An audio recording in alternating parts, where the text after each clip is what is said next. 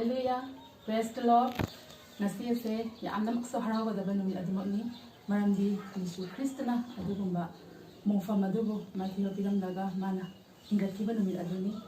yam thagale shorbu maramdi adugumba ahimbe shorga khoina huji mabu thawal tawribani aduna mayami mafamdasu happy resurrection day haina hajeringi mayamdi mathakte shona hena bor pibatusu orisanu aduga ishor maknasu harami adugumba nupising aduda ahanba mahakpu lakhiba mafam adda thena mafam duda harauzo haina harami amen aduna ekhoi yamna maharawadaba numit aduni tasengna ba ishor tawbikiba sidi ekhoina harauba phungdoktana monda thalakham thoi haina khale amen aduna khodimana adugumba thamoigeba thawaigebba worsing ado khoi lomina singa sigi numit sida pastor yam famjegi phaba message ado taimasi amen. Happy Resurrection Day. Ngasi Jesu Kristna mungpambu joy tawraga thokiba amasung asibabu maithiba peramaga hingatkibagi yamna nungaigadaba numituni aduna yamna haraugadaba mak numituni tabiribasing ekoi punamak harauminasi maramdi Jesu hingkre amen Jesu hingatkre adugidamak ekoi yamna harauba hungtongminasi ado ai hingatpaga mari leina ba scripture kadang mayamda share tawjaninge tawdingegi mamanga ai tentakna Prematik amatang tawminasi. Thank you Paisho, thank you Jesus, thank you Holy Spirit. Lumana idana hingiba ahumna ama oiba ngawamba isorbu Prabhu Jisu Kristi amna thagachai. Prabhu Jisu Kristi imo nangna mongphambu joy tawraga hingatraga tawbiramba thabak tawbiba thabak tawrakadaba thabak tugi matanga matek kitang mayamda pathokchaduna tahanjage tariba khudingmaktasu ishona hena bol pibiba ngangaloiba ainasu ishona hena bol pibiba Prabhu Jisu ki minda oirasano amen ya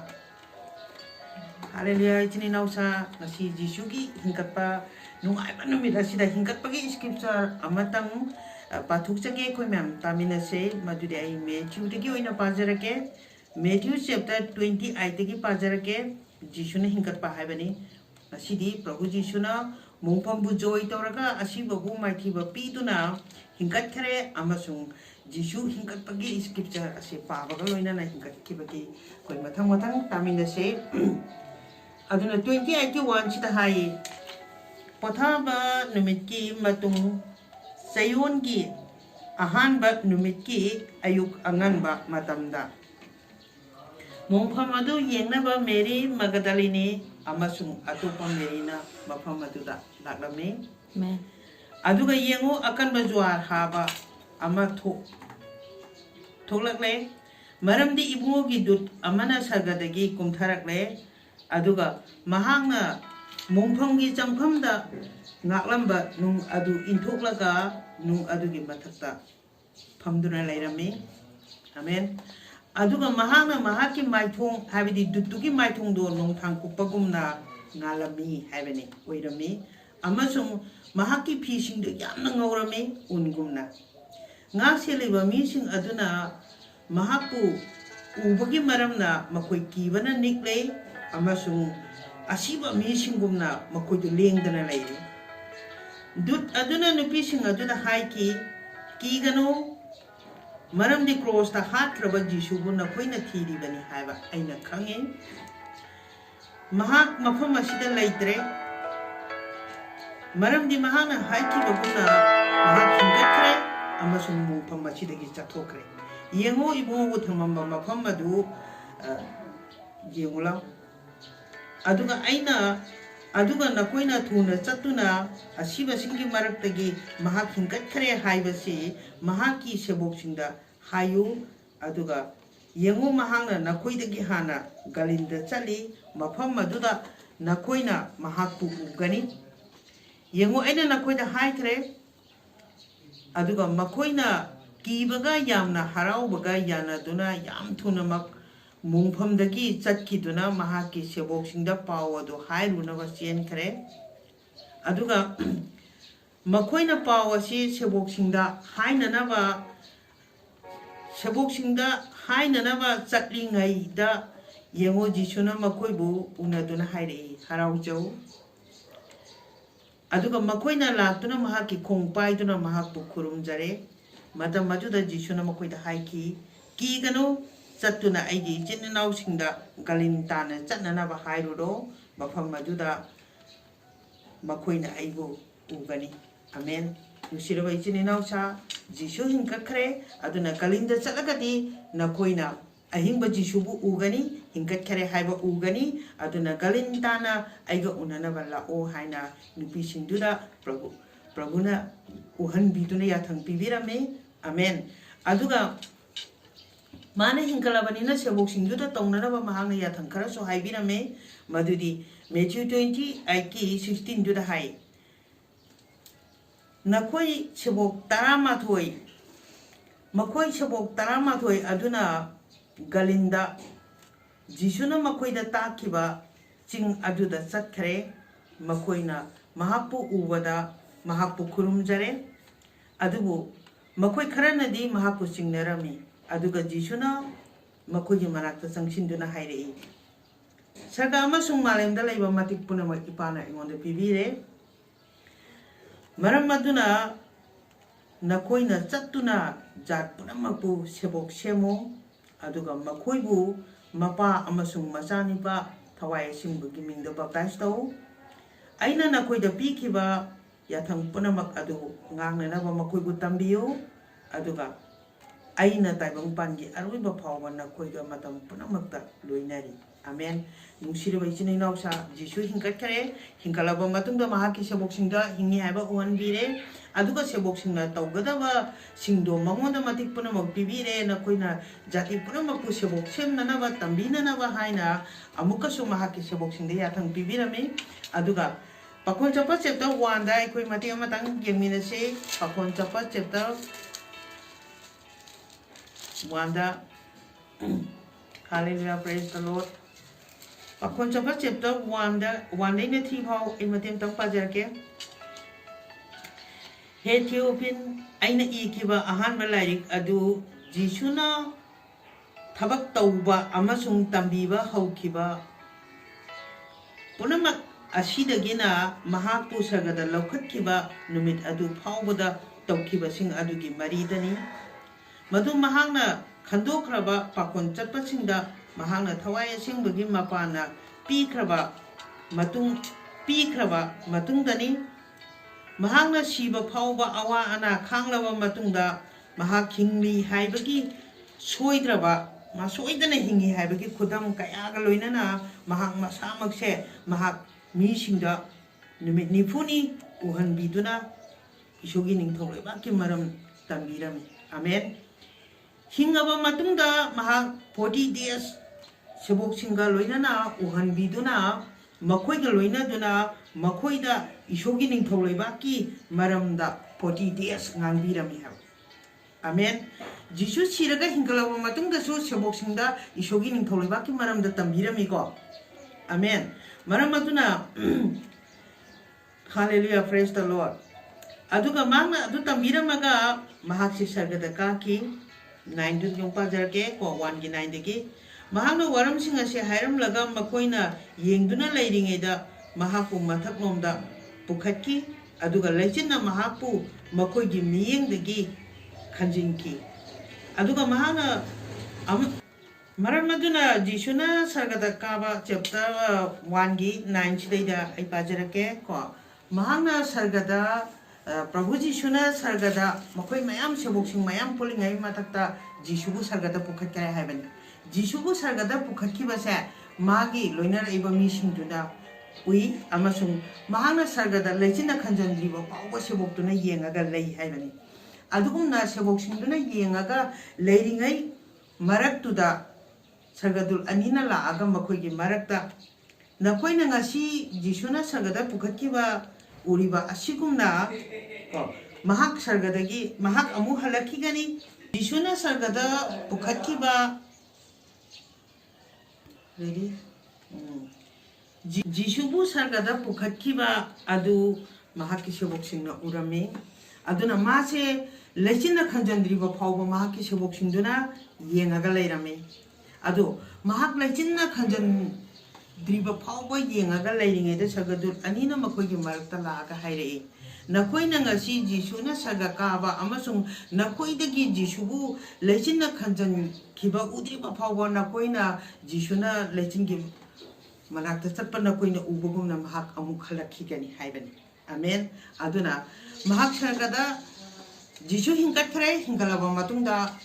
ꯃꯍꯥꯛꯀꯤ ꯁꯦꯕꯣꯛ ꯃꯌꯥꯝꯗ ꯍꯤꯡꯉꯤ ꯍꯥꯏꯕꯒꯤ ꯈꯨꯗꯝꯒ ꯂꯣꯏꯅꯅ ꯎꯠꯄꯤꯗꯨꯅ 40 days ꯂꯣꯏꯅꯔꯒ ꯏꯁꯣꯔꯒꯤ ꯅꯤꯡꯊꯧ ꯂꯩꯕꯥꯛꯀꯤ ꯃꯔꯝꯗ ꯇꯝꯕꯤꯔꯝꯃꯤ amen ꯇꯝꯕꯤꯔꯝꯃꯕ ꯃꯇꯨꯡꯗ ꯃꯍꯥꯛꯄꯨ ꯁꯔꯒꯗ ꯄꯨꯈꯠꯈ꯭ꯔꯦ ꯃꯍꯥꯛ ꯁꯔꯒꯗ ꯄꯨꯈꯠꯈꯤꯕꯗꯣ ꯃꯍꯥꯛꯀ ꯂꯣꯏꯅꯔꯤꯕ ꯄꯨꯝꯅꯃꯛꯅ ꯎꯈꯤ ꯍꯥꯏꯕꯅꯤ ꯑꯗꯨꯅ ꯑꯗꯨꯒꯨꯝꯅ ꯎꯈꯤꯕꯗꯣ ꯃꯍꯥꯛꯅ ꯎꯒꯗꯕꯒꯤ ꯅꯨꯃꯤꯠ ꯑꯃꯁꯨ ꯑꯃꯨꯛ ꯋꯥꯠꯂꯤ ꯃꯗꯨ ꯍꯜꯂꯛꯈꯤꯒꯅꯤ ꯍꯥꯏꯕꯅꯤ ꯑꯃꯦꯟ ꯅꯨꯡꯁꯤꯔꯕ ꯏꯆꯤꯟ ꯏꯅꯥꯎꯁꯥ ꯖꯤꯁꯨ ꯍꯤꯡꯒꯠꯈ꯭ꯔꯦ ꯍꯤꯡꯒꯠꯂꯒ ꯁꯦꯕꯣꯛꯁꯤꯡꯗ ꯎꯍꯟꯕꯤꯔꯝꯃꯦ ꯎꯍꯟꯕꯤꯔꯝꯃꯕ ꯃꯇꯨꯡꯗ ꯃꯍꯥꯛ ꯁꯔꯒꯗ ꯆꯠꯈ꯭ꯔꯦ ꯍꯧꯖꯤꯛ ꯃꯍꯥꯛꯅ ꯁꯔꯒꯗ ꯀꯔꯤ ꯇꯧꯔꯤꯕꯒꯦ ꯑꯩꯈꯣꯏ ꯁ꯭ꯀ꯭ꯔꯤꯞꯆꯔ ꯑꯃꯅꯤꯗꯪ ꯌꯦꯡꯃꯤꯟꯅꯁꯤ ꯑꯍꯥꯟꯕꯗ ꯑꯩꯈꯣꯏ ꯔꯣꯃꯥꯟ ꯆꯦꯞꯇꯔ 8ꯀꯤ ꯚꯔꯁ 34ꯗ ꯃꯇꯦꯛ ꯑꯃꯇꯪ ꯄꯥꯖꯔꯛꯀꯦ ꯀꯣ Roman chapter 8ꯀꯤ verse 34 hallelujah praise the lord Romans chapter 8 ki verse 34 da hai aranba tahangadaba mahagadu kanano sikiba adu kristani hoi adudagi hendokna asiba singi maraktagi hingatlan biraga mahangna isogi yet thangbada leiduna aikoi damak haijabiri haibani amen ꯃꯍꯥꯛ ꯍꯤꯡꯒꯠꯄꯤꯔꯒ ꯏꯁꯣꯔꯒꯤ ꯌꯦꯠ ꯊꯪꯕꯗ ꯐꯝꯗꯨꯅ ꯑꯩꯈꯣꯏ ꯃꯥꯒꯤ ꯃꯤꯡꯗ ꯊꯥꯖꯔꯤꯕ ꯃꯉꯣꯟꯗ ꯉꯥꯖꯔꯤꯕ ꯑꯩꯈꯣꯏꯒꯤꯗꯃꯛ ꯏꯁꯣꯔꯗ ꯑꯩꯈꯣꯏꯒꯤ ꯄ꯭ꯔꯥꯊꯅꯥ ꯈꯨꯗꯤꯡꯃꯛ ꯏꯁꯣꯔꯅ ꯇꯧꯕꯤꯅꯅꯕ ꯃꯥ ꯑꯩꯈꯣꯏꯒꯤꯗꯃꯛ ꯋꯥꯅꯣꯝꯕꯤꯔꯒ ꯂꯩ ꯍꯥꯏꯕꯅꯤ ꯑꯃꯦꯟ ꯑꯗꯨꯅ ꯏꯁꯣꯔꯒꯤ ꯅꯨꯡꯁꯤꯕ ꯈ꯭ꯔꯤꯁꯇꯒꯤ ꯅꯨꯡꯁꯤꯕꯗꯨꯗꯒꯤ ꯑꯩꯈꯣꯏꯕꯨ ꯀꯅꯥꯅꯁꯨ ꯑꯔꯥꯟꯕ ꯇꯥꯍꯟꯕ ꯉꯝꯃꯣꯏ ꯃꯔꯝꯗꯤ ꯈ꯭ꯔꯤꯁꯇꯅ ꯍꯤꯡꯗꯨꯅ ꯑꯩꯈꯣꯏꯒꯤꯗꯃꯛ ꯏꯄꯥꯒꯤ ꯃꯅꯥꯛꯇ ꯐꯝꯗꯨꯅ ꯋꯥꯅꯣꯝ ꯄꯤꯕ ꯃꯔꯝꯅ ꯑꯩꯈꯣꯏꯅ ꯊꯥꯖꯗꯨꯅ ꯃꯉꯣꯟꯗꯒꯤ ꯅꯤꯖꯕ ꯈꯨꯗꯤꯡꯃꯛ ꯑꯩꯈꯣꯏꯅ ꯐꯪꯒꯅꯤ ꯍꯥꯏꯕ ꯑꯩꯈꯣꯏ ꯊꯥꯖꯩ ꯑꯗꯨꯒ ꯑꯃꯇꯪꯒ ꯑꯃꯨꯛ ꯍꯤꯕ꯭ꯔꯨ ꯆꯦꯞꯇꯔ 7ꯒꯤ verse 24 25 ꯀꯣ 26 ꯐꯥꯎꯗꯪ ꯑꯩ ꯄꯥꯖꯔꯛꯀꯦ Hebrew chapter 7ꯒꯤ verse 25 hallelujah praise the lord 20 Hebrew chapter 7ꯒꯤ verse 24 ꯑꯃꯁꯨꯡ 25 ꯐꯥꯎꯕ 26 ꯐꯥꯎꯕ ꯄꯥꯖꯔꯛꯀꯦ ꯑꯗꯨꯕꯨ ꯖꯤꯁꯨꯗꯤ ꯇꯠꯇꯅ ꯂꯣꯝꯕ ꯅꯥꯏꯗꯅ ꯂꯩꯕ ꯃꯔꯝꯅ ꯃꯍꯥꯛꯀꯤ ꯄꯨꯔꯣꯍꯤꯠꯀꯤ ꯐꯝ ꯑꯗꯣ ꯍꯣꯡꯕ ꯂꯩꯇꯦ ꯃꯔꯝ ꯑꯗꯨꯅ ꯃꯍꯥꯛꯀꯤ ꯃꯄꯥꯅ ꯏꯁꯣꯔꯒꯤ ꯃꯐꯝꯗ ꯆꯪꯖꯔꯛꯄꯁꯤꯡꯕꯨ ꯃꯍꯥꯛꯅ ꯃꯄꯨꯡ ꯐꯥꯅ ꯀꯟꯕꯤꯕ ꯉꯝꯃꯤ ꯃꯔꯝꯗꯤ ꯆꯪꯖꯔꯛꯏꯕ ꯃꯈꯣꯏꯒꯤꯗꯃꯛꯇ ꯍꯥꯏꯖꯕꯤꯅꯕ ꯃꯇꯝ ꯄꯨꯝꯅꯃꯛꯀꯤ ꯑꯣꯏꯅ ꯏꯁꯣꯔꯕꯨ ꯊꯥꯖꯗꯨꯅ ꯂꯥꯛꯏꯕ ꯈꯨꯗꯤꯡꯃꯛꯄꯨ ꯀꯟꯕꯤꯗꯨꯅ ꯑꯃꯁꯨꯡ ꯏꯁꯣꯔꯒꯤ ꯃꯐꯝꯗ ꯆꯪꯖꯕ ꯌꯥꯅꯅꯕ ꯑꯃꯁꯨꯡ ꯍꯥꯏꯖꯔꯤꯕ ꯈꯨꯗꯤꯡꯃꯛꯀꯤꯗꯃꯛ ꯃꯍꯥꯛꯅ ꯍꯥꯏꯖꯅꯕꯒꯤꯗꯃꯛ ꯃꯇꯝ ꯄꯨꯝꯅꯃꯛ ꯏꯁꯣꯔꯒꯤ ꯌꯦꯠ ꯊꯪꯕꯗ ꯍꯤꯡꯗꯨꯅ ꯍꯤꯡꯂꯤꯕꯅꯤ ꯑꯁꯤꯒꯨꯝꯕ ꯑꯍꯤꯡꯕ ꯄ꯭ꯔꯣꯍꯤꯠꯂꯦꯟ ꯑꯁꯤ ꯑꯩꯈꯣꯏꯒꯤꯗꯃꯛ ꯃꯇꯤꯛ ꯆꯥꯕꯅꯤ ꯃꯍꯥꯛꯇꯤ ꯁꯦꯡꯉꯤ ꯑꯃꯛꯄ ꯂꯩꯇꯦ ꯃꯉꯣꯟꯗ ꯃꯥꯡꯗꯦ ꯑꯃꯁꯨꯡ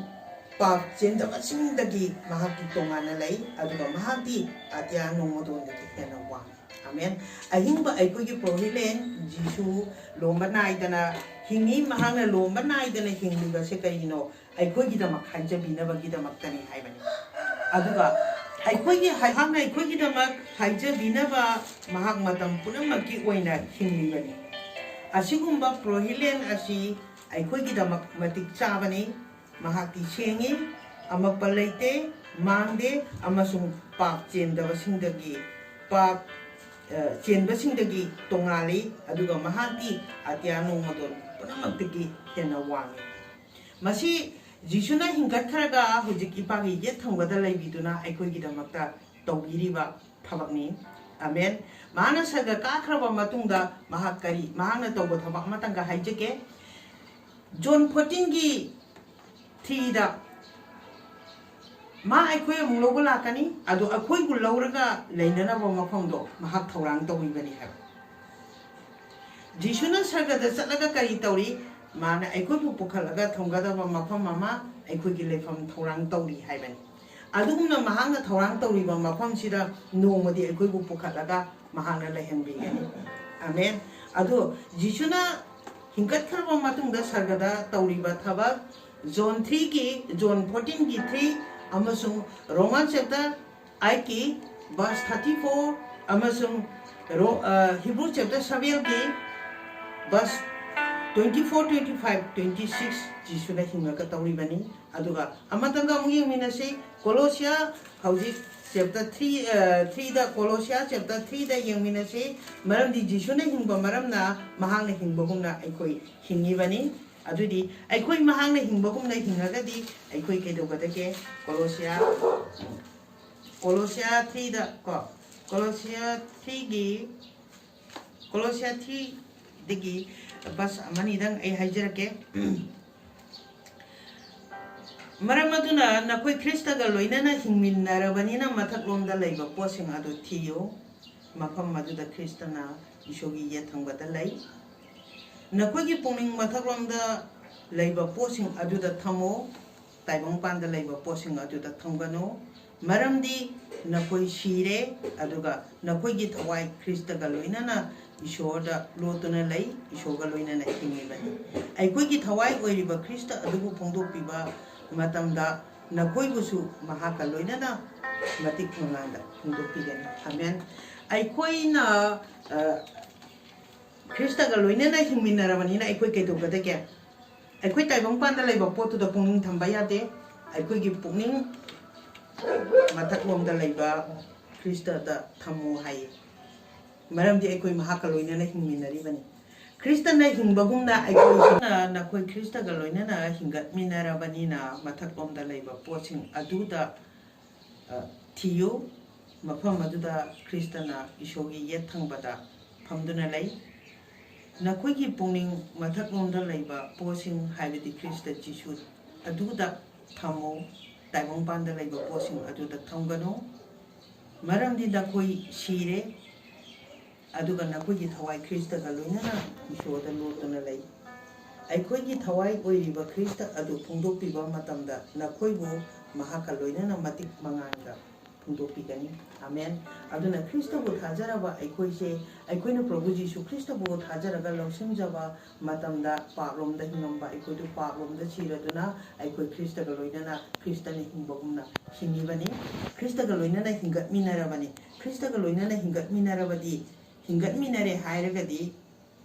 aikoi gi pung wakalse taibong panda leibatuda thamba yadre aikoi gi pung mathagomda leiba posing aduda thamo mathagomda leiba posing adu thiyo haibani mathagomda leiba posing isogi asumba amasung mathagomda leiba mahagadugi maramda thiyo amasung nakoi gi pungingdo aduda thamo taibong panda leiba posing aduda thambagano maramdi nakoi Krista ga loinana siminare Krista ga loinana hingminare nakoi na hujik hingiba mahingse Krista romda hingibani Krista na hingbagumna aikoi na hingibani maram aduna aikoi gi punging mathaklomda leiba sida thambangamba oise amasung aikoi gi taibong pangi apamba punamak thadoktuna mathaklomda leiba posing adubu thiduna ibungonda naksinjabangambado aikoi punamak oiminase maramdi aikoi sire aduga aikoi gi thawai se Krista ga loinana hingminaraga lei lotuna lei aduga aikoi gi thawai oiriba Krista adu phongdokpiba matamda nakoi busu mahaka loinana matik mangala phongdokpigani hai aduna nungsirba ichini nausa nasi Prabhuna hingkatkibagi nungairaba numit asida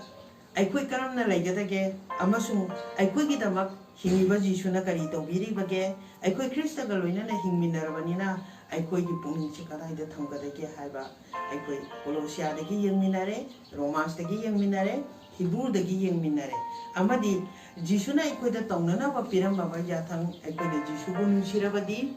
amasung Jisu gi yathang singado aikoi na ngapa shogi apamani maramaduna Matthew chapter 28 ki aroibada hai nakoina Krista ga loinana hingminarabanina